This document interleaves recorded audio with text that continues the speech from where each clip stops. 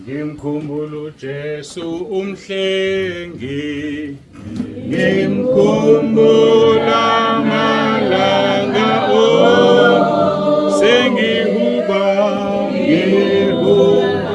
ngihambe ihubo lezinsuku ngimkhumbula Jesu umhlengi, ngimkhumbula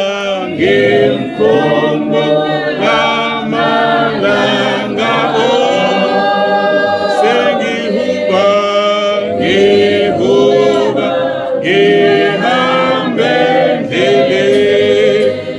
ihubo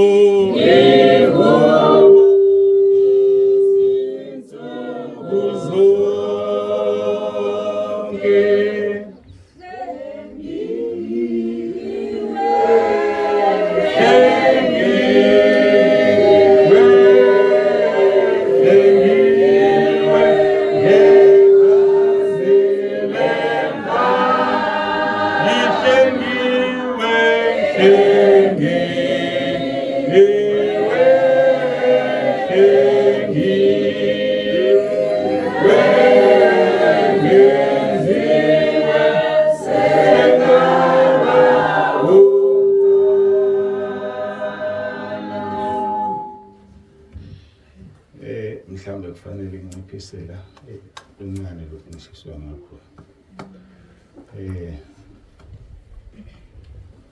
Ngiyacabanga kunjani akusekho isimple. Angibingelele ngithi udumo kuNkulunkulu kweliphezulu nokuthula emhlabeni kubantu abathokozelwa nguye uJesu KRISTU uYINKOSI. Ngiyambonga ke kakhulu uNkulunkulu ngethuba kanginikeza lona ukuba ngime phakathi kwenu ngizonikhonza ngezwi namhlanje. Umkhonzi ke wezwi uyena omncane kunabantu abazodla. Yabona uma ungena e-restaurant uyodla ufika uhlale phansi njengoba nihlezi nje. Afike uweda athi ngakusiza ngani. Uma bengasangena abantu e-restaurant uweda wenze njani uphelele umsebenzi. Kusho ukuthi umuntu omkhulu bani i-customer. Ngizamchaza lonto ukuthi ke ngibonga ukuthi uNkulunkulu ke angenze nami ngelutho kuba ngizonihlonipha ngime phakathi kwenu. Ngibingelela abefundisi bami, ngibingelele omama befundisi, obaba, intombi nezinsizwa no-Sunday school egameni leNkosi yethu uJesu KRISTU. Ngithi uJesu KRISTU uYINKOSI. Kufuna ngichazeke lento ngoba ngiyazi khona abanye bamangele nje ukuthi kuthiwani makuthiwa uJesu KRISTU uYINKOSI. Bamangela abantu kufanele sichaze. Ngingakayichazi ngiyajabula la khona osisibamba. Ekade ngabagcina omamdlalose omamsabela. Madoda khona abantu engasabazi abala. Nabo bahambile ke nokho angizukhuluma ngoba akakhulumanga umnikazi wekhaya ubaba uMwelasi. Abathintanga nje abantu abasokude ngako maphumulo. Nami kangisezusho lutho. Kodwa ngiyajabula kakhulu ukubabona nokunibona nje nonke. Ngiyathobeka kakhulu phambi kaNkulunkulu. uNkulunkulu sinika yena udumo. Ngithe ngizoqala ngichazeke leli gama bese ngichaza ukuthi ubani lo bawoNsibande. Abaningi baqala ukungibona, baqala nokuzwa ngalo baba, bamangala nje mase kukhulunywa into engaka ngalo baba abangamazi. Cha, angisheshe ngicacise ukuthi akukhulunywa ngami. Ukuthi manje ke lo muntu lo ngigibela bamboni, babona mina bese bekhuluma ngami. Cha kumina banoma uJesu nje ephelele. Mina ngikho ndawo lapho. Kodwa ke angibuye ngize la. Ngiqala umsebenzi kaNkulunkulu ngibize ngo-2010 uyophela. Kwafika izwe ebusuku lakhuluma nami ngingakholwa. Lathi ngifuna ungakhela ibandla lami ungagijimisa imali njengoba befundisi begijimisa imali ngegama lami okokuqala lokho. Ngisazonikelisa abazalwane. Ngizazonikelisa ngikhuluma lento le khona ngizounderstand. Manginikelisa angihambi na imali. So ishiya kwamwelazi. Ngeke ngabe kwenzeka iphutha nje ukuthi sihambe kunganikeliwe. Beqasha itende yabo yonke lento ekhona la. Bese siyahamba nje engathi asinanembeza. Awu cha ngabe senze iphutha. Angizohamba nangihambi nemali mina. Imali isala la kade ngikhona ngoba ngiyena umfundisi wemali. Kwathiwa ke ngagijimisa imali into yokuqala le. Ake ngiziyeke lezi ezinye zu4 ngoba isikhathi asikho. Baseke emva kwalokho ke ngo-2011 ngawuqala umsebenzi. Ngiyazi kunezinto engizeqayo kodwa ngamamukela nje kahle uJesu ngayivuma izono zami. Ngawuqala umsebenzi ngo-2011. Mangiqala umsebenzi kwakhona lento engangayazi iqhamukaphi. Uma ngifonela umuntu mangisho hello ngingasho hello ngithi uJesu Kristu uyinkosi. Ngingazi ukuthi ngisholani kodwa yalokho isho lento isho lento. Kanti izohamba ichaza uNkulunkulu lapha kuFilip 2 uverse 11 abana amabhayibheli mabethanda bangavula kulona izwi la namhlanje. Kodwa ngifuna ukuyichaza ngoba ngifuna bayizwe sebekhulume kakhulu ngalento bathi bayasizakala. Wena ufuna ukusizakala ongazi ukuthi iqhamukaphi lento. Philip chapter 2 verse 11 kodwa ake ngiqale verse 9. Uthi ngalokho ke uNkulunkulu wamphakamisa kakhulu wamnika igama eliphezulu kwamagama onke ukuze kuthi ngegama lika Jesu amadolo onke aguqe awabasezulwini abasemhlabeni abangaphansi komhlaba nezilimi zonke zivume ngokuthi uJesu Kristu uyinkosi kube inkazimulo kuNkulunkulu. Mayiselichaza kuNkulunkulu uthi leli gama ulisho liphelele libhalwe ngama capital letters ngolibheke eBhayibhelini. uJesu Kristu uyinkosi. Nante ngiyasheshe siPaul alithi uJesu uyinkosi. Alisho futhi ukuthi uKristu uyinkosi. Lithi uJesu Kristu uyinkosi.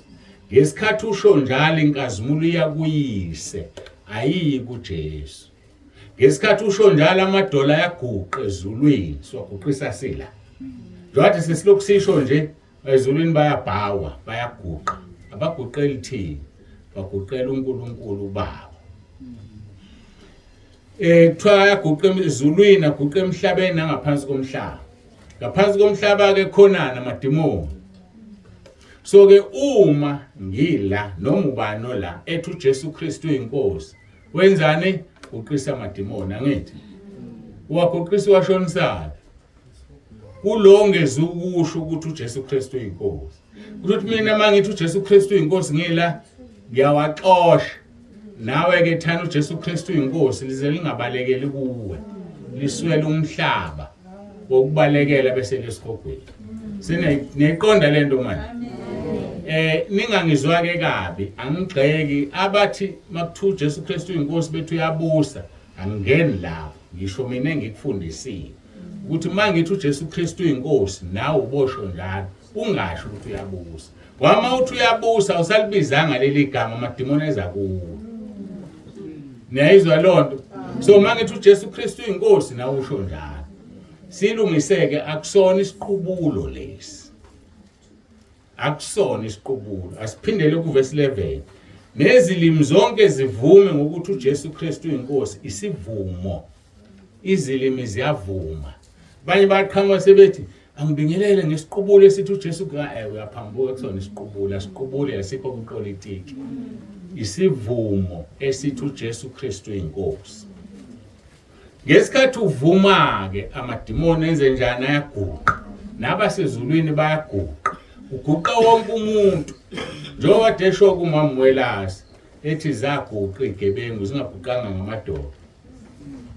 Uthe esinye saze sathi yazi ngiyakhathala akoliyeke leli gama liyangikhathaza labangesakusho lokho wakusho sifikile lapha behlaselwe izigebengu leli gama liyangikhathaza iyeke lena umsebenzi waloke kwelika moya wayeseguqile engaboni yena. So mawuhlangabezana nanoma nayiphi inkinga uthi uJesu Kristu uyinkosi uzobona imanga wena uNkulunkulu ekwenzela. Izwi ke noma isivuma ngambulele sona sibhalwe eBhayibhelini sidala siyaziwa kodwa sizange sambuleke kwabaningi. Ngiyathobeka ukuthi uNkulunkulu wayimbula. Ngithe ngithi ngichazelele igama ke ngibuyeke la osengichazela ukuthi ngisukaphi. Wangibiza kuNkulunkulu ngo2011 ngoqala umsebenzi. Ngambuza ukuthi igama lebandla ngizothi yini, nalapho kwasho yena wathi kusentabeni yendlu kaJehova kuyabonelela. Izathu ukusebenza izwi la yonke into engikhulumayo uzoyithola namanje ngikhuluma izwi. Izathu chapter 2 verse 2 kuya 3 uzolithola igama lebandla. NakuMikha 4 verse 1 and 2. Saqhubeka ke nomsebenzi nomama sibambisene ngo2020 kuvalwa izwe. Ngesikhathi kuvalwa izwe kuthiwa akuseze ukukhonza sihleze emakhaya. Wathi uNkulunkulu utshela abazalwane bavula uWhatsApp. Nami ngangingenawo ngawuqala lapho ngangawufuna nguzonda lapho. Ngithi lento yomjolo yezingane lo muntu noWhatsApp wonakele. uNkulunkulu washintsha mina kuqala wathi uzosebenza ngayo ke lento uthi yonakele. Ngoba vele ukuze bathole labantu abonakele uthi uPaul ngikho konke kubo bonke ukuze ngibazuze. Ngase ke ngivula ke ebandleni babe u30 ababe no WhatsApp. Ayike ngaqala ke ngishumayela zonke izinsuku ngenza lokho uNkulunkulu athe ngikwenze. uNkulunkulu ke mayekwenza isinto akakutshela isiphetho sayo. Ngoba awuyentanga yabo. Akazusho ukuthi mawusuka la hamba uyestengo ufike kwenzene estengo. Wathi kuAbraham phuma ezweni lakini nasehlotsheni zakho ezweni engizokukhombisa lona. Indoda elalelayo ayisho ukuthi liphi lelozwe likude kangakanani, cha ivele yenze njani yenze ihambe. Nami ke ngavuliswa lo WhatsApp lo March 2020 uvalwe izwe 26 manje ngifuna ukunika eqondile. Iqedwe unyaka ngo2021 March 26 babe u750 abantu. Hayi ngoba ibandla lelikhulu abantu basebeyifaka inkonzo emagroupini ababhilonga kuwona bathi abantu siyayifuna nathi lento sifakeni bangene. Uthe ngo2022 siqedwe unyaka wesibili babe 1600. Siqedwe unyaka wesithathu ngonyaka odlule beku 4400. Njengamanje ke akakafika uMarch 26 bawu 6100 abantu. Akusho labo abantu bayibandla lasentabeni ikuhlukana nje ikhaya lezwi igama legroup. Ibandla engibekwe kulona kusentabeni indlu kaJehova kuyabonelela. Ngifuna icace lento. So umuntu osekhaya lezwi akekho ebandleni. Kule group kunabafundisi abangaphezulu ka600. Banamabandla abo nabazalwane babo. Kule group kunodokotela bafundela izwi bangaphezulu kuka60. Bese kuba abazalwane zonke ikhundla ongayicabanga ababishop archbishop obani bakhona la. Angibaphethe hayi ngoba bephethwe yimina, baphethwe umoya kaNkulunkulu. Lento engichaza ukuthi abantu mabethi bancoma mina ke sengiyazi ngiyimbongo legitshela. Yabona lena akayigibela uJesu yongena eJerusalem. Wathi abayiblanda abafundi bayilanda bayimbathisa ingubo. Baqeda ukuyimbathisa ingubo bayindlala phansi. Babengandlaleli imbongolo. Kodwa babendlalela ukugibela imbongolo. Ngesikhathi beyimbathisa ingubo babengambathisi yona. Babembathisa ozogibela. Nami ke akungididi. Ningasukuma la nithi babonse bande lokhu ngiyazi mina nisho kimi ukuthi animbono lo ngigibela. Ngoba mhlanga kwamukela ngathi nisho kimi ngiyobe sengiphakeme uNkulunkulu yosuka kumina. Kufanele ngihlale ngithobekile ngazi ukuthi akushiwo kimi mina ngaze ngenze lutho. Enibona ngikwenza akwenziwa yimina kwenziwa yilo ngigibela. Sengiyathemba seniyamqonda kuba konsibanda abakumoya ke bangizwe ukuthi ngithini. Ukuthi ke sengiyazi ukuthi uhlobo nje lomuntu lo. Yini enye ufuneka ngichaze. Khona okunye nisafuna ukwazi ngami asingene ezweni manje. Asingene ezweni leNkosi. uNkulunkulu ke ungisebenzisa mhlawumbe ngendlela engajwayelekileke kubantu abaningi noma befundisa abaningi. ungipha inkonzo yokufundisa njengamanje wani sengimfundisile nje. Yebo ngiyashumayela makufanele kodwa inkonzo enkulu yokufundisa. So ke njengamanje kuthe maqala uJanuary bonke uJanuary sesingene kwi-fasting khuluma ulimi abantu abazoluzwa sibiza ngoyi-fasting ukuthi umkhosi nalapho uNkulunkulu wangifaka khona wathi angifaka ibandla kwi-fasting kodwa singathi i-fasting singathi semkhulekweni singathi sisentabeni ngoba amabandla asebenzisa lawo magama sekuyaziwa mathi umuntu usemkhulekweni owuzila ukudla. iBhayibheli lithi umuntu etshela umuntu ukuthi uzila ukudla usephumile ekuzileni ukudla. So akufanele omunye umuntu azi ukuthi uzila ukudla. So ilanguage yethu ke thina ekhaya lezwi nasentabeni kwathiwa sothi sisemkhosini. Sengilungisa kulabade bezokuphatha igama lomkhosi yini umkhosi. Ngizama ukuthi sonke ke manje sibe kwi-level efanayo yokuzwa. So ke sithema siqala ke umkhosi walonyaka uJanuary u21 days. Sanikezwa ke uyalalela kumama obekhuluma la manaye ngiyomkhumbula ngoba kade ngibabhala. Niyazi bengibabhalela namagameni. Niyazi anazi. Umama uShando kaMazibuko angithi uyanosho njalo. Ngiyangibabhalile. Benginibhalela ukuthi bonke abantu abamela mhlambe sengaqala kusasa nibheke ngaso driver sekhaya kodwa uma uNkulunkulu engiphithonzo ngifana namhlanje nizovela ku-YouTube nonke namagameni. Vele nje ku-YouTube uthi usukumile wakhuluma wathini uYouTube ke into engacishi into ebona umhlaba wonke. Kube kuhle singaqali sisho ngoba khona bezosukuma basukumela ukuphuma ku-YouTube. uNkulunkulu engasho ukuthi abazofakaza asidlulele. So ke ngichaza ukuthi sinenkonzo ke uNkulunkulu uthe angifundise ngokukhuleka. Siqaleke mhla ka-1 uJanuary siqhubeka lapho kodwa beziba ngama-Sunday. Ngiqhubeka lapho ke sizofunda namhlanje ngokukhuleka. Ingxenye namhlanje ngibiza ukuthi upart 3. Upart 3. Kusho ukuthi ke wena ke ubungazazi ezinye upart 1 and part 2 uno WhatsApp thinta umfundisi umwelasa uzokunika inamba ungene ukwazi na ukuthi uthole inkonzo. Usuku nosuku kunenkonzo ku WhatsApp ingena na ku YouTube same time. Ngoba nibuka lokhu ke okulaphambi kwami inkonzo kuyifaka ku YouTube izophuma ku YouTube.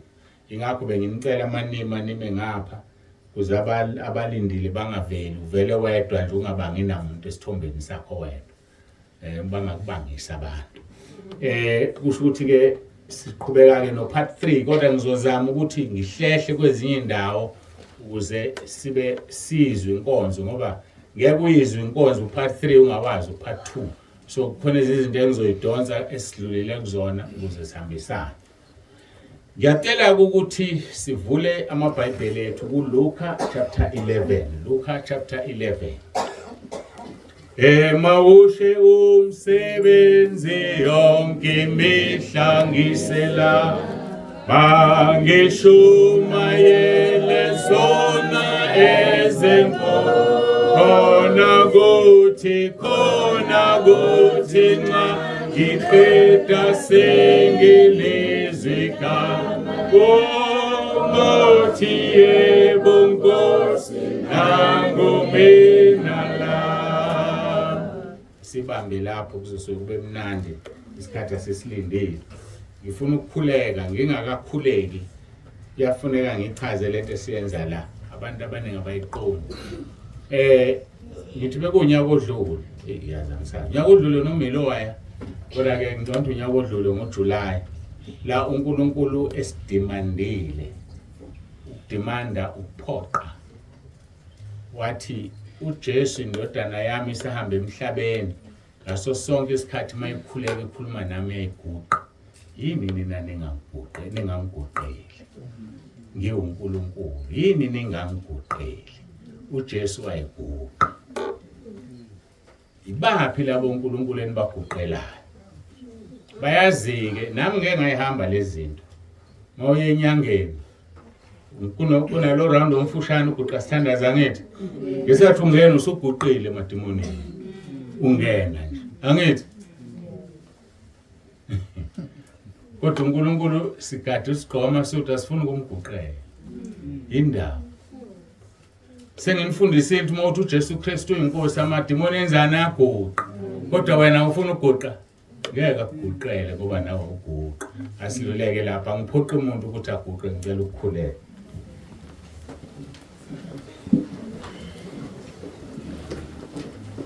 Baba egameni lika Jesu ophilayo uNkulunkulu wethu singena enkonzweni manje ngiyacela ukuthi ube kanye nathi ukhuluma izwi lakho wakhuluma izwi lakho kwadwala endlini lisho njalo eBhayibheli afika amadoda ephethe indoda lelo hlakeni ahluleka ukungena zaqaqa uphahla phezulu ngoba wawukhuluma izwi namanje Nkosi ikhuluma izwi siyakhuleka siyacela ngoba izwi lakho liyaphilisa usho njalo uPetro singayapi Nkosi masisuka kuwena ngoba mazokuphila kuwe sicela izwi lakho asifuni ukuhlakanipha komuntu ngiyacela nami Nkosi ngihlale phansi njengabo bonke usebenzise lo mzimba ukhulume wena uqobo masiphuma la kungabibikho ozothi unsibando uthe kodwa sonke sivumelana ukuthi uNkulunkulu uthe nginikele ukuphila kwami kuwena ngiyacela Nkosi usebenze ukhulume silambele izwi lakho ngoba ngeke ufune ngesihogweni sonke sifuna ukuye ekhaya ezulwini siyabonga uNkulunkulu wethu uJesu Kristu inkosi amen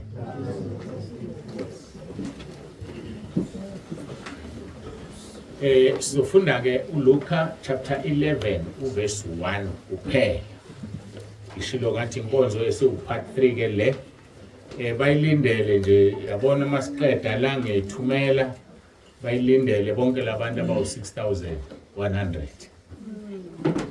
ufundeka ke kanje phezulu isihloko sithi uJesu ufundisa ngomkhuleko kwathi ekhuleka endaweni ethile esedinile omunye wabafundi bakhe wathi kuye Nkosi sifundisa ukukhuleka njengokuba uJohane naye wabafundisa abafundi bakhe uNkulunkulu akabusisa ukufundwa kwezwi lakhe lesi senzo salomfundi mawumlalela kahle uyabona ukuthi lesi sicelo sakhe sasikhombisa ukuthi ukhathazekile ngemkhuleko yakhe engaphendulwa yikho ecela kuJesu Nkosi sifundise ukukhuleka njengokuba noJohane wabafundisa abafundi bakhe akusizi ukuthi uma into ungayazi uthule kunesisho sezulu esithi ukubuza kone akaze nje kona ukubuza ungavela uyisilima wena ngoba uphamisa isandla wabuza kodwa usiza abantu abaningi ngempendulo abebesaba ukubuza uthi ke lo mfundi Nkosi sifundise ukukhuleka ngoba noJohane wabafundisa abafundi bakhe injani yakhe imkhuleko iyaphendulwa nje uzothola ukuthi ayiphenduki kodwa kulikhulu ukutshela abantu uthi ngikunika itip yokuthi ubone umuntu onomkhuleko ungaphenduli uma umzalwane eza kuwe ethi ngicela umkhulekise yazi ukuthi usuke esho ukuthi ayiphendule imkhuleko yakhe manje umuntu ongkhulekise usekhulekile kanjani wahlulela aphinde umuntu athi bafowethu ngicela imthandazo ekhaya kunje uyicela nje kwabanye abantu ngoba unjani yena usehlulekile ulimi esilijwayele siyalikhuluma sonke angithi umuntu akucele nje uwedwa ngicela ungithandazele siyathanda ukuqhoshisa abefundisi sithi abefundisi abasithandazele kanti okabani uNkulunkulu okamfundisi noma wethu usidale sonke yasithanda ngithi pho yini ngiqhoshise le ndoda eyodwa naye idini sithi kanjalo wena awusanginike udrink dayisa umkhuleko usuyimali usuyidrink manje cheap kangaka ngoba sifuna ukufunda ukukhuleka uNkulunkulu akakwesabi ukudalile uyafuna ukukhuluma nawe uyafuna wena ukukhulume naye kodwa ukwazi wena ukukhuluma naye yilento esizoyenza namhlanje vula ke indlebe zabo ungaphindi uqoshisa abanye abantu ucela bakuthandazise wena uhlulwa yena unawo nomlomo.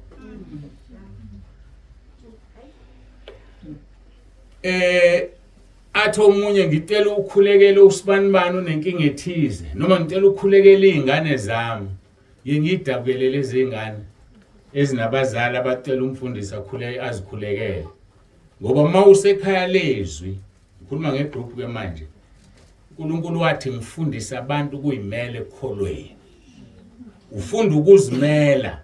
Eyakho ingane mayigula ikhulekelwa uwe hayi umfundisi. Kanti kabani lengane?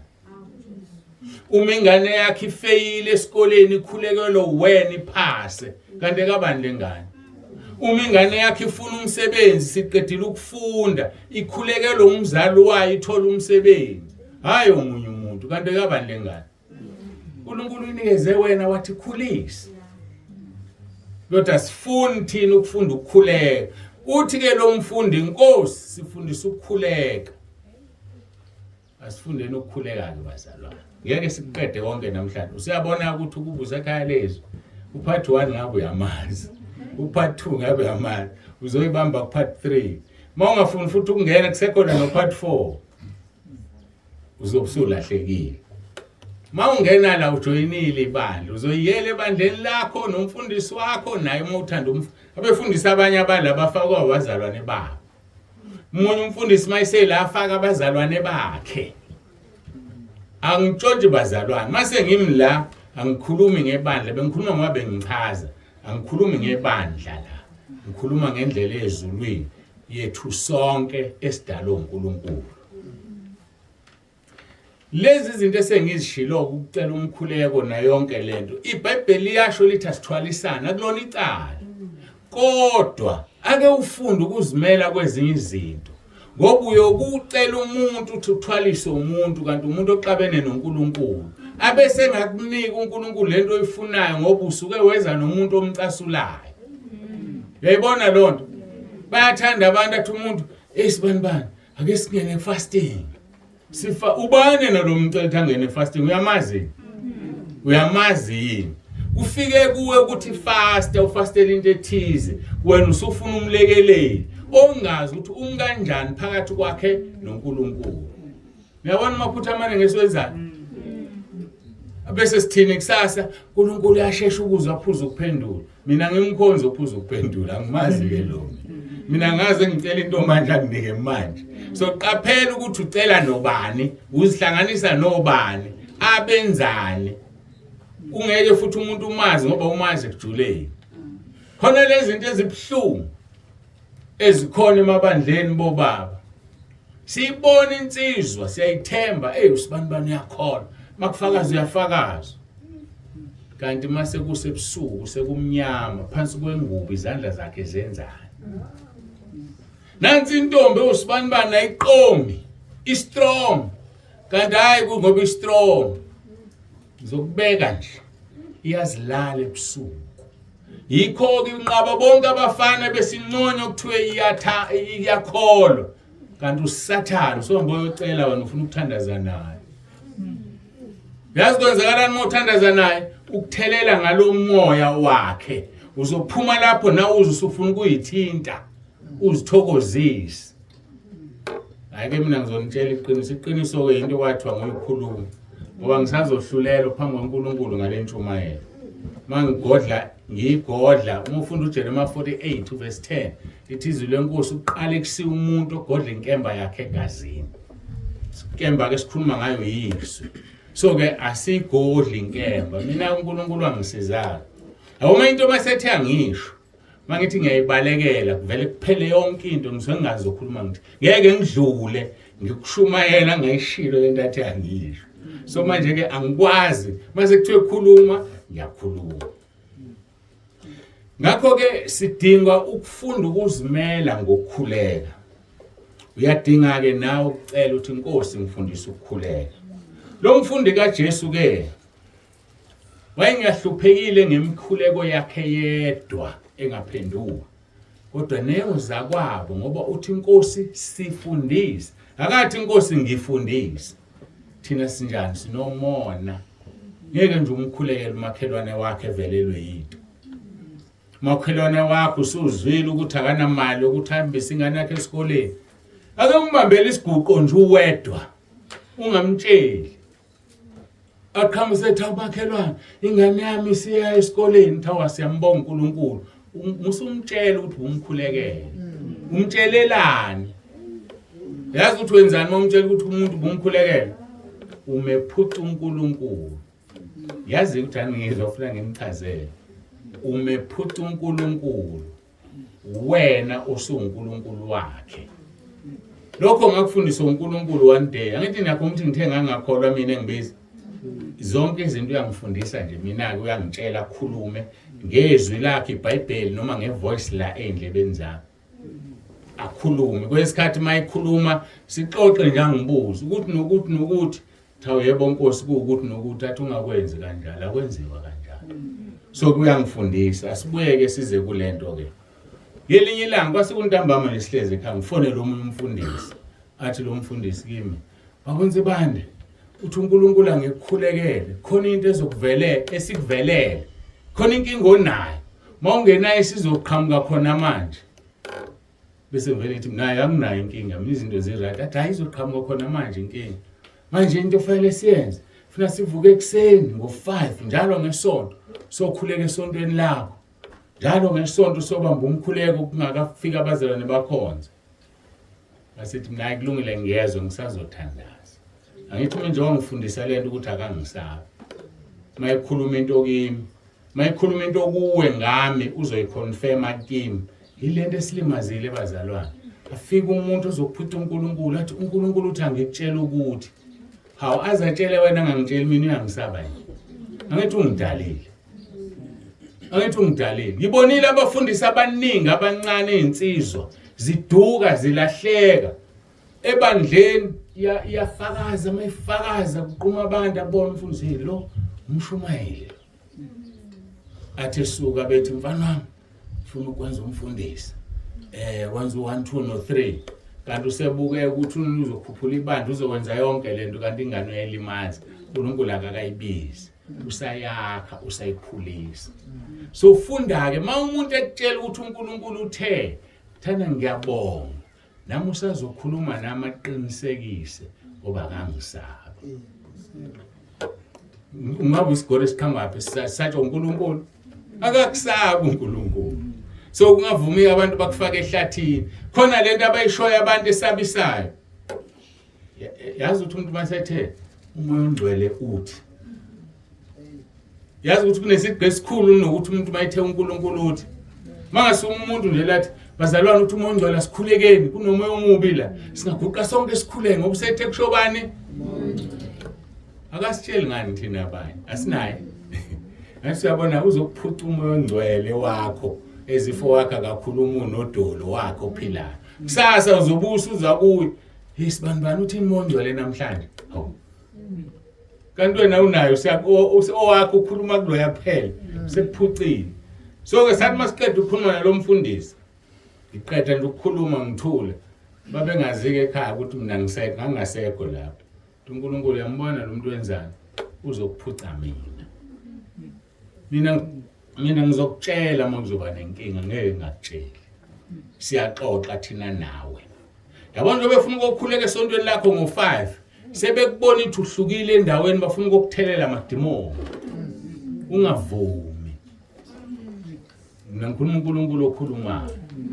So ke nawe mayithe uNkulunkulu ukhulekela umuntu musumtshela ngoba uyamthothobalisa kusasa uzoza kuwe usibanibani uthini uNkulunkulu namhlanje umlimazile usethemba wena akasamthembi uNkulunkulu. Maye uNkulunkulu ukhulekela umuntu ngikhulekele musumtshela futhi mayisebonga uyobe eyibongela uyazi uNkulunkulu ungisizile kwalunga ukuthi nokuthi mususho ukuthi imina ngoba usiyaphakama uthatha indawo kaSathane. Thula uvale umlomo wakho ungene ekamelweni uthi Nkosi ngiyabonga ukuthi usuphendulile umkhuleko wami. Yazi umkhulelwane kwenzakalani? Ufunda uJob chapter 42 verse 10 lithi izwi lapho uNkulunkulu wambuyisela uJob zonke into zakhe ezayithathwe isitha ziphindwe kabili ngoba wakhulekela abangani babo. Uma ukhulekela omunye umuntu uNkulunkulu unika kuqala okudingayo wena ngaphambi kokuba anike lo yamuntu. Kodwa mawuhlala uzikhulekela wena gobhela kwesakho uyakubuka nje. Kodwa umuntu ohlala ukhulekela abantu, khulekela umfundisi wakhe ebandleni, khulekela abanye abazalwane, khulekela omakhelwane, uyohlala ungcono kunabo bonke abantu ekukholweni ngoba uNkulunkulu unika wena kuqala. Asidlulele. Ngithe ngifundisa ukukhuleka ngithi. Nakufunda ukukhuleka manje. Ungabi nomona noNkulunkulu. Ukabani uNkulunkulu owethu sonke. Yabo mokwahlala lonto engqondweni yakho. Noye ukuthi hlangana nomfundisi edrobheni, mfundisi, hlanga 50 rand okudeni bambala baba.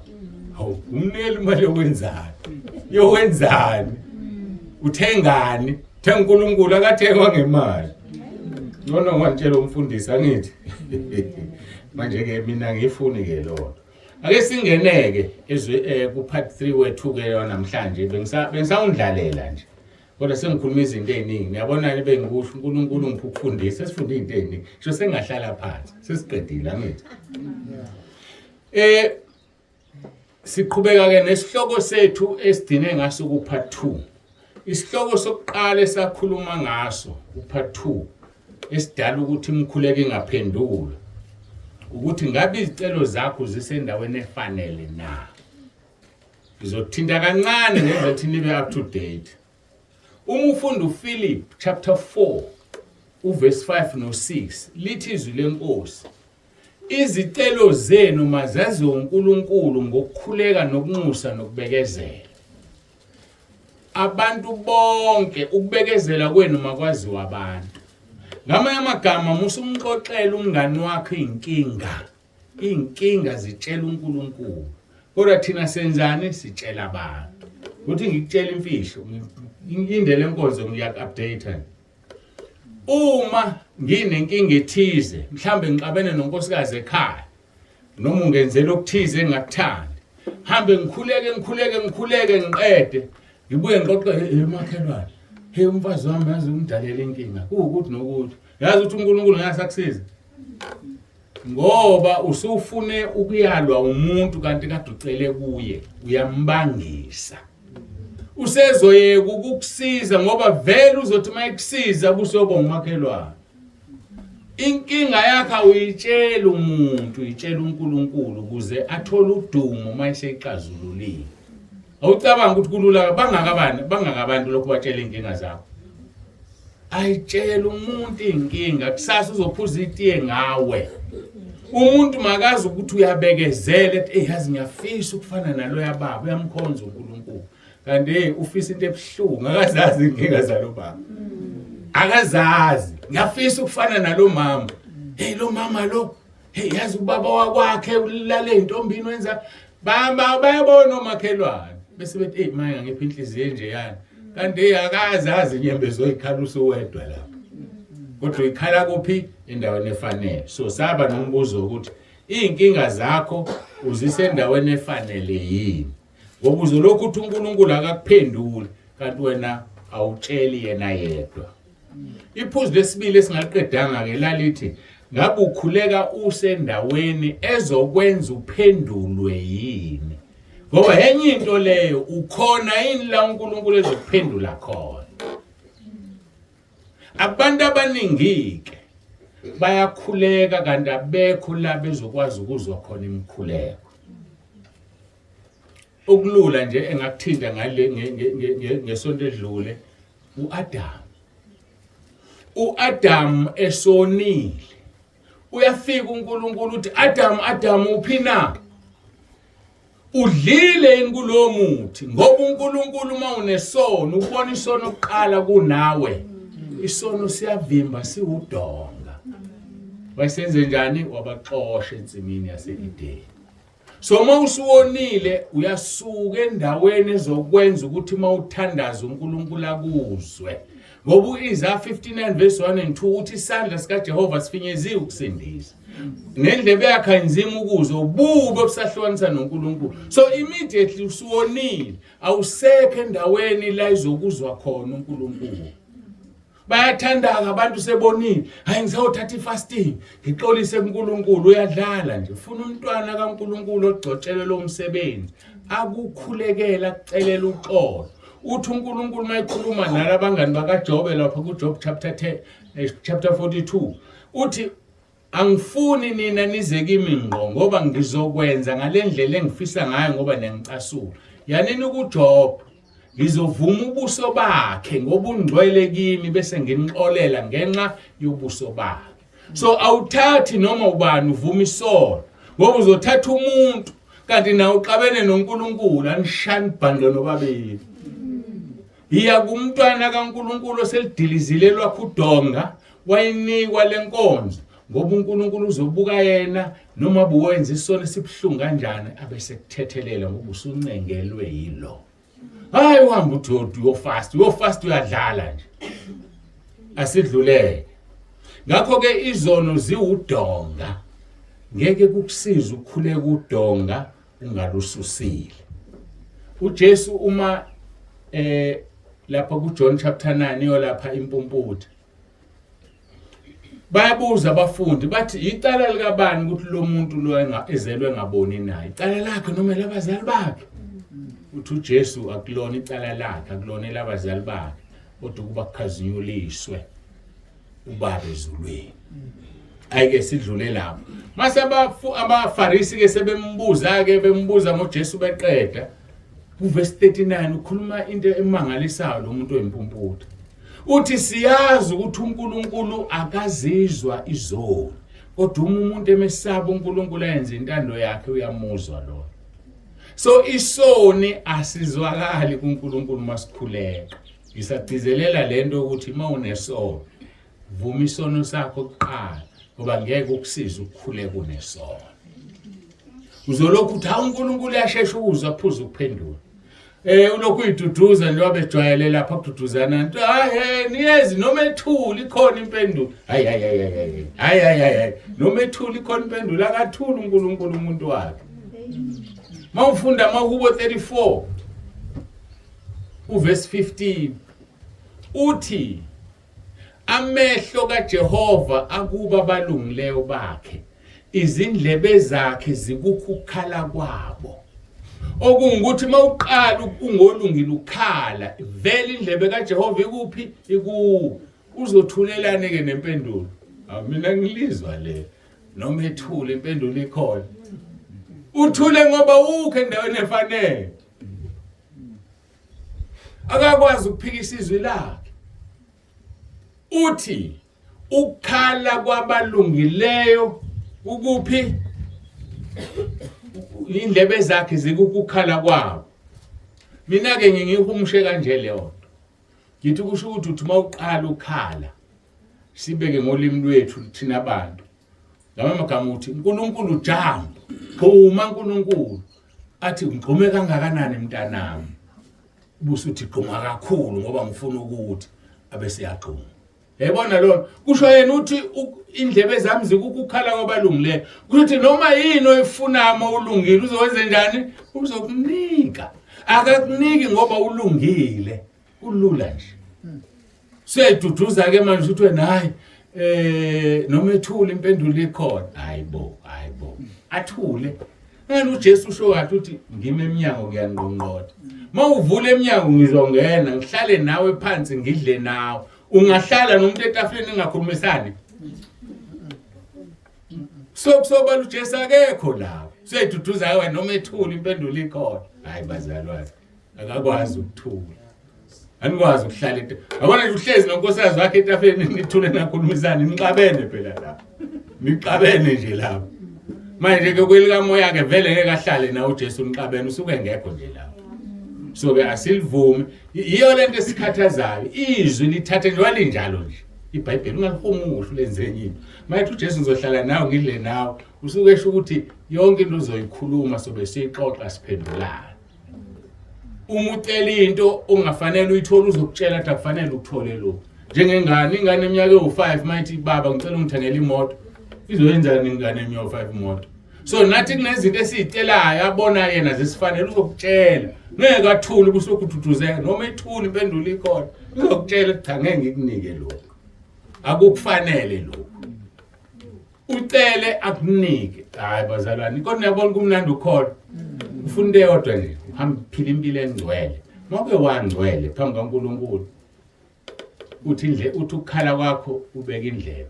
Wena vele ukhale, Nkosi, athi uthini mntanami? Benze njani oShadrach noMeshaki noAbednego?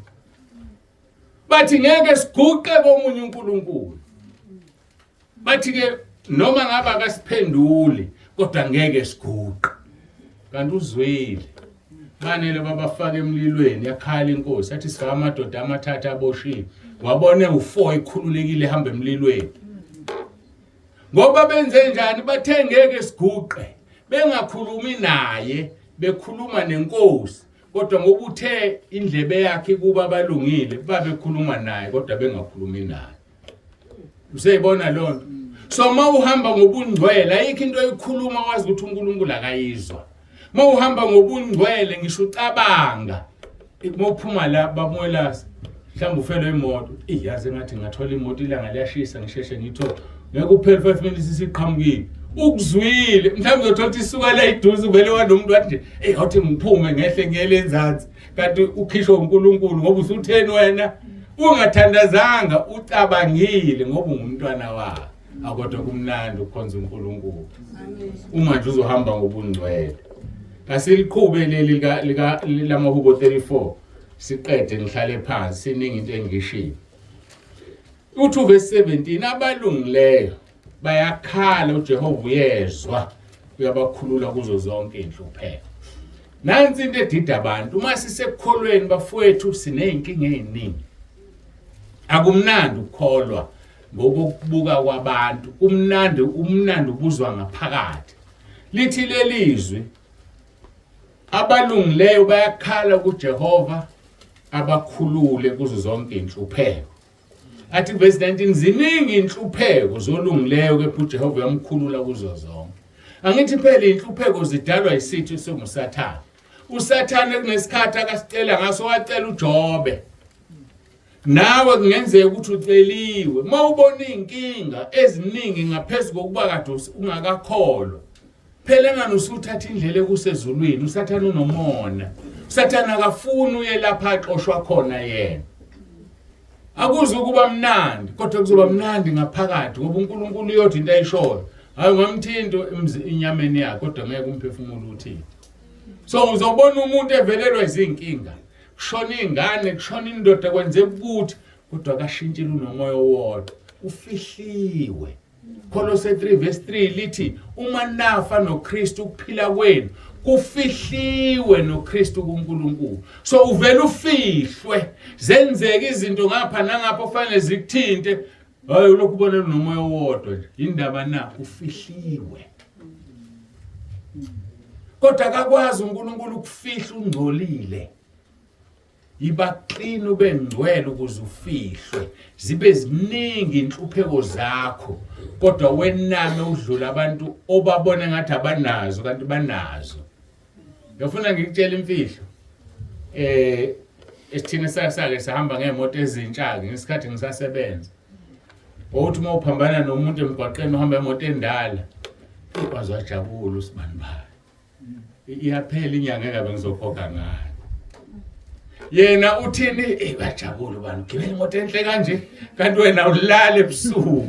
Iyaphela inyanga. Mawungayikhokhela enjani lemoto iyadliwa. Lo waya akanandaba nokhokho kunalokho uthi mangifikile ekhaya. Futhi isikhathi esiningi abahamba emotweni ndali bawazi ukukhanda ithi ngathi khwehle ebuseceleni abona ubonele athinte lapha nalapha aqhubeke. Wena uhamba kenja awukwazi kwenza lutho la zifuna amakhompyutha. So ngamanye amagama uma ukhonza uNkulunkulu uneyinkinga eziningi zibonwa ngabantu kodwa ngaphakathi wena ukhululekile ngoba ufihliwe. Uyafihlana uNkulunkulu esimkhonzayo bafowethu. Ngakho ke ake sihambe ngobungcwele phambi kaNkulunkulu. Umkhuleko yakhe iyophendula. Ngilapho la ngikhona. Awuphendula nje umkhuleko wakho ake uzihlole. Yini engiyenzile engafanele? Ngiqabene ngani noNkulunkulu? Angisekho endaweni yami njengoAdam. Wadine exoshiwe. and kunzima ubuyele endaweni yakho. Manele waxoshwa uAdam kwamiswa izingelosi ezizogada ziphethe inkembe ephenduka ivutha umlilo ukuthi bangabuyi bangene bayodla umuthi wokuphila.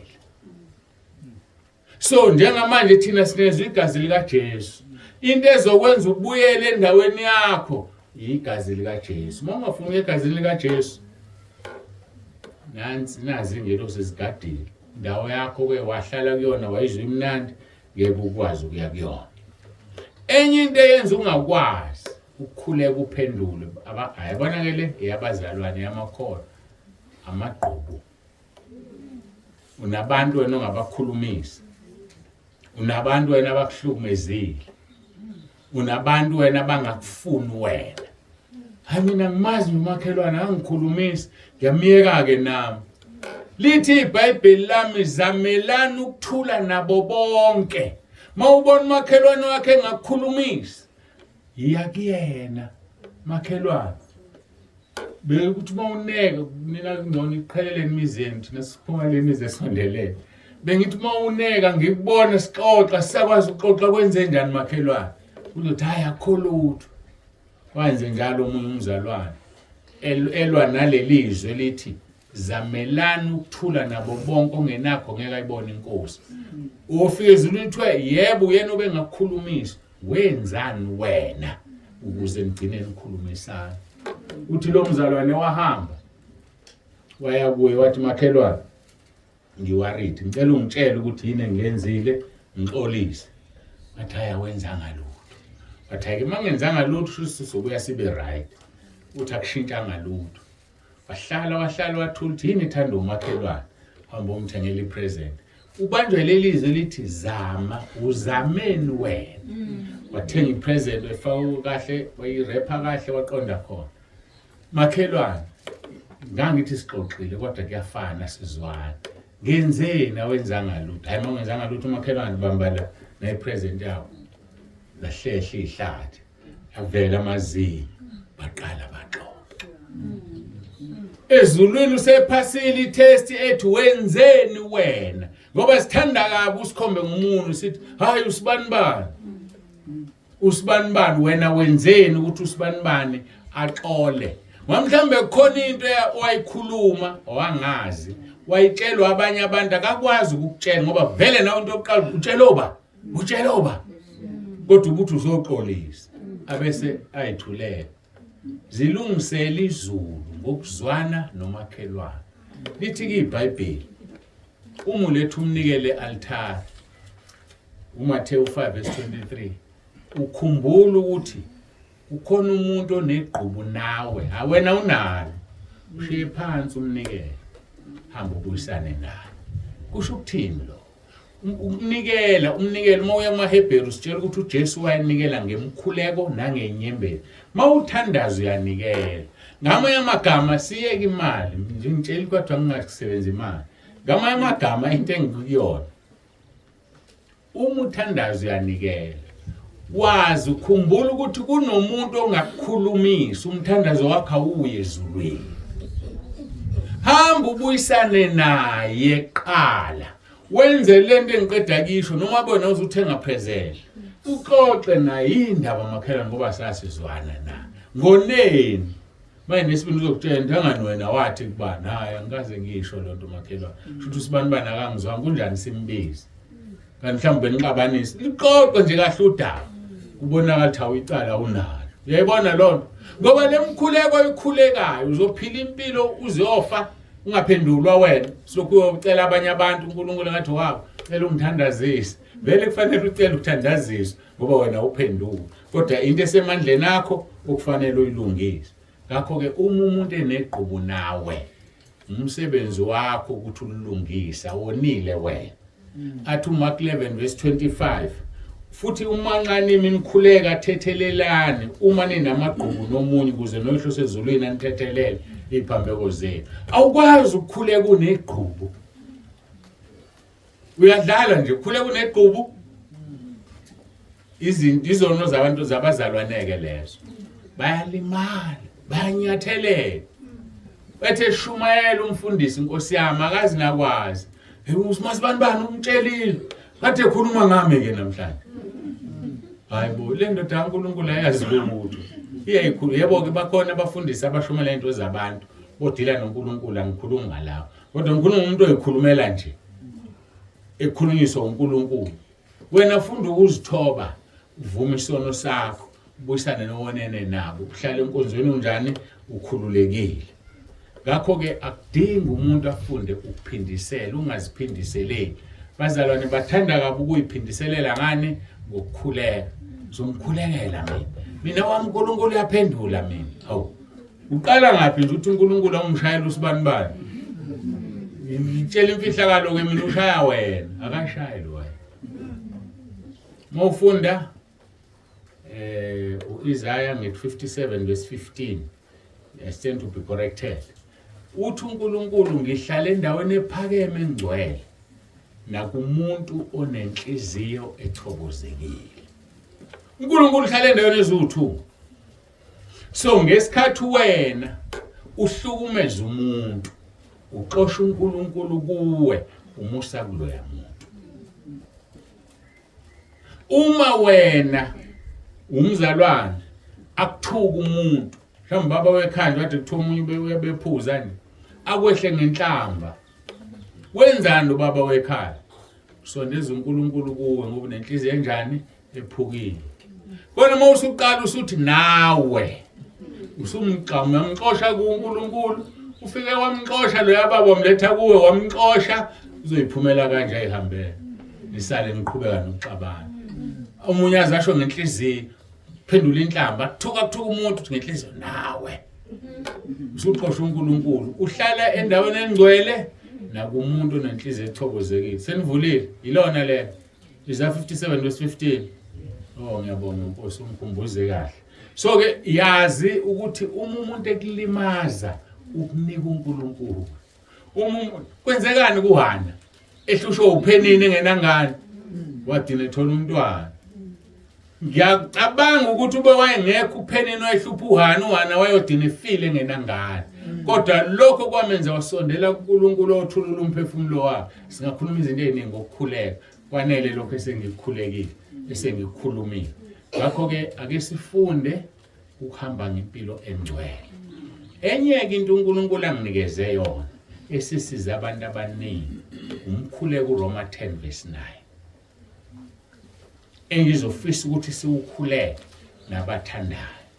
uRoma 10 verse 9 uthi, ngicela umunye ozofunda, noma ngisho bano nawe eduze. Ngiyawazi ngekhanda mina kodwa ngifuna uzofunda. Roma 10 verse 9 aphakamisa izwi kakhulu. Ngoba khona imfihlakalo engifuna ukunika yona lapho. Abantu manibambela umfihlakalo ndobe niqedile. Roma 10 verse 9 yebo ngafunda mama. Ngokuba uma uvuma ngomlomo wakho ukuthi uJesu uyinkosi, ukholwa enhlizweni yakho ukuthi uNkulunkulu wamvusa kwabafileyo, uyakusindiswa. Verse 10. Ngokuba umuntu ukholwa ngenhliziyo kube ngukulunga, ngomlomo uyavuma kube ngukusindiswa. Ngiyabonga. Ake ngiyiphinde kahle into siyilalela. Uma uvuma ngomlomo wakho ukuthi uJesu uyinkosi, uyasindiswa. Kade siqala la nginifundisa ukuthi uJesu KRISTU uyinkosi. So uma uthi uJesu KRISTU uyinkosi awuguqisi imimoya kuphela nedalo ezulwini. Akukhona ukuthi unika inkazimulo ubaba kuphela, kodwa uyasindiswa. Ngoba uyavuma ukuthi uJesu uyinkosi. Into elula kangaka. Abantu abaningi mangababuza la ukuthi mhla usindisa umukela uJesu wathandaza wathini? Ngibayeka abasekhaya lezo. Akekho ngangitshela. Ukuthi wathandaza wathini emukela uJesu? Yindaba na ngoba thina befundisi masimukela abantu uJesu sibakhulekisa imkhuleko esuka ekhanda. Mina wathi uJesu mangibiza mangimukelisa umuntu uJesu ngimvumisa uJesu angimvumisa ngoRoma 10 verse 9. Ngoba mangikuvumise ngakutshela uRoma 10 verse 9 ngisho uvusa umuntu ebusuku wangivuma wathini uJesu ngasho uRoma 10 verse 9.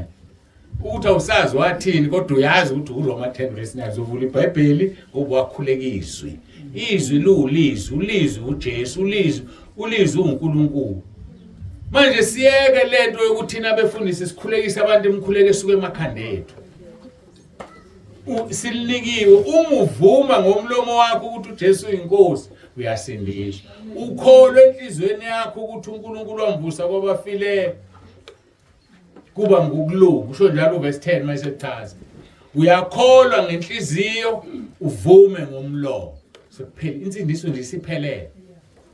Ingakho ngithi ngifuna unikhulekisa uRoma 10 verse 9. Insindi angisho ukuthi awusindisile.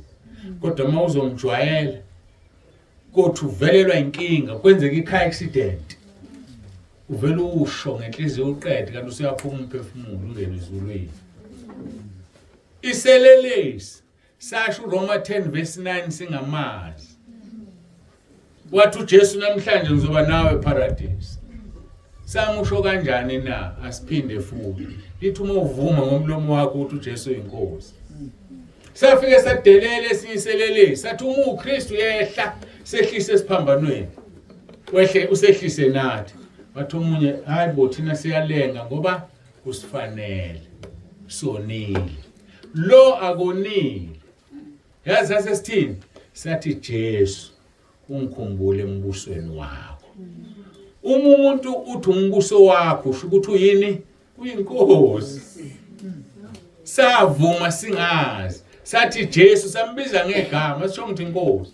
Sathi kodwa ungikhumbule embusweni wakho. Savuma uRoma 10 verse 9 wathi uJesu namhlanje ngifuna ukukutshela nawe ukuthi uma ungawujwayela lo mkhuleko isokhuleka nawe manje.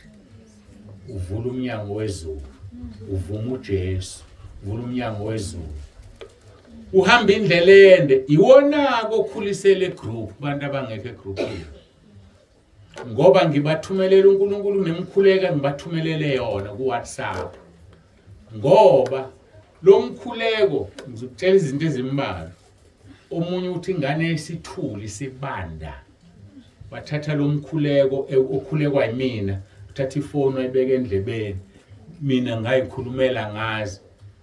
Angithi iBhayibheli angithi ngikhulumiswa. iBhayibheli ithwala qeda ukubhala 1500 years ago. Masilishumayela manje liyakuhlabizwa ngithi. Nomkhuleko ke umukhulekwe unezwi ngisho sengifile bosale besindiswa ngevoice yami ekhulekizwi. Ngisho ngiyalinganisa ke ngifuna kube njalo kodwa ngisho ngingawa manje ngibe isidawu ngibe umquba lapha. Kodwa imkhuleke ngikhuleke ngikumoya ophilisa abantu ngobe yizwi. Usiyabona wena ongekho ekhaya lezi ukuthi usidalela inkingi. So banemkhuleko kwavela ingane yakhe isibanda wathatha ifoni wayibeka la. Wayibona icwayizi ivula amehlo. Yathula yaphila. Ngiyakutshela bayazi abakhona njalo ntambama ngena ufakazi. Bayasizana omakhelwane athe nenkingi umakhelwane athi makhelwane nanku umkhuleko ngisho emva kwalo baba lo abebe besasho ukuthi ubane nalo baba hayi basho emva kwalo baba lo aphila umuntu egula. Omunye wayenengculazi isedla amaphilisi more than 10 years. Aya ngiyeke. Ongathandi ukukhuleka lo mkhuleko ahlale phansi. Ngizocela abathandayo ngifuna ungilalela kahle angisho ukuthi ongakholwa. Uyakholwa awukholwa kodwa lo mkhuleko siyawudinga ngoba nami njengoba usho emva kwami futhi nami ngiyawusho. Uyayibona lonto? Mina ke nginenhlanhla ukuthi nginama appointments amaningi osuku. Mina ngikukhuleka kaningi ngikukhulekisa abantu. Ngendlela engikhuleka ngayo ngisuke ngizifaka mina uqobo. Ngoba ngisuke ngingalingiseli. Ngenzela ukuthi nami malifika usuku uNkulunkulu angenzela umusa ngoba nami ngumuntu njengawo wonke umuntu. So ke masikhuleka lo mkhuleko uNkulunkulu uzokuzwa. Uma mhlambe kuusuku lwakho namhlanje nginesiqiniseko. Phakathi kwesikhathi sakho sokuhamba nalo mkhuleko uma ungasenzanga esinye isono uzongena ugijima ezulwini. Uzongena ugijima. Kodwa ke ma udalelwe ukuthi uphile ziyavunywa ke izono sezofuneka uqale ubuzivuma izono zakho. Kodwa uma ukuthi sekusekudineni kosuku njengeselelesi uyoshaya intambo ungene ezulwini. Ngiyacela ke abathandayo basukume sikhuleke lo mkhuleko ngizosho ke emva kwami siphakamise izandla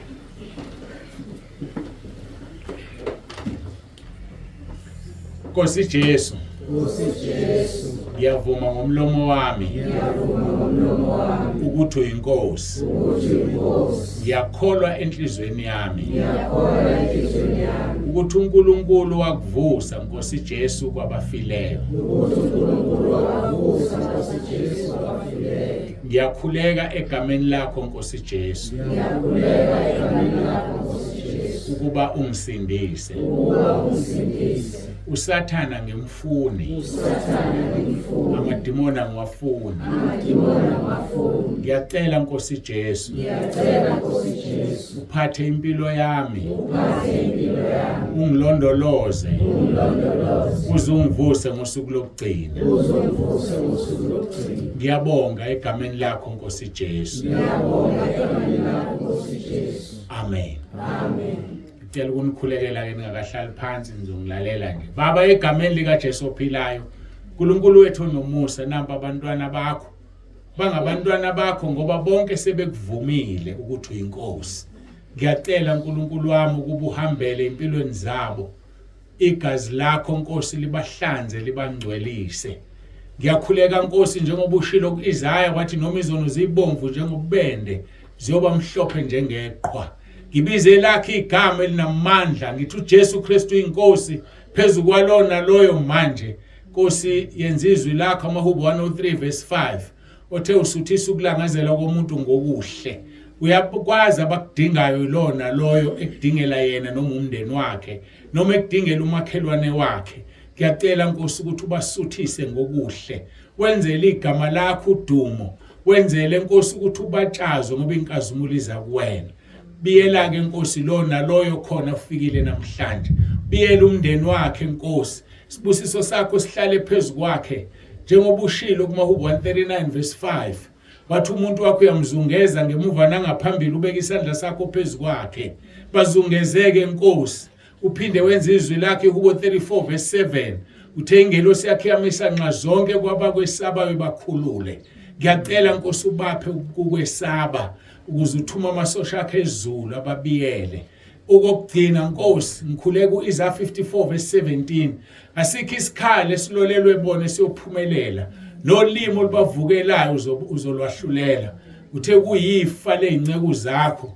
Nkosi wonke umuntu osevumile igama lakho uyinceke yakho. Ngiyacela ke Nkosi bagcine ubabusise, ubalondoloze njengoba ushilo kuJohn 6 verse 44. Wathi akekho Nkosi omnikezo ubaba ongayi kumlondoloza uzumvuse ngosuku lokugcina.